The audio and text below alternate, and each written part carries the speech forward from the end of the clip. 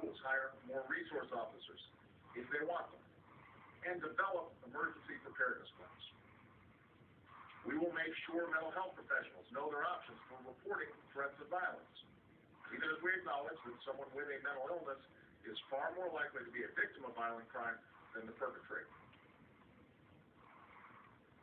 And while year after year, those who oppose even modest gun safety measures have threatened to defund scientific or medical research into the causes of gun violence, I will direct the Centers for Disease Control to go ahead and study the best ways to reduce it. And Congress should fund research into the effects that violent video games have on young minds. We don't benefit from ignorance. We don't benefit from not knowing the science of this epidemic of violence. Now, these are a few of the 23 executive actions that I'm announcing today. But as important as these steps are, they are in no way a substitute for action from members of Congress. To make a real and lasting difference, Congress too must act.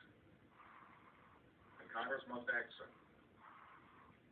And I'm calling on Congress to pass some very specific proposals right away.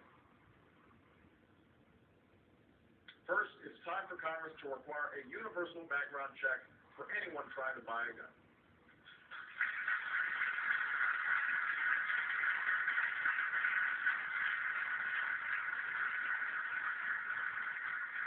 The law already requires licensed gun dealers to run background checks, and over the last 14 years, that's kept 1.5 million of the wrong people from getting their hands on a gun.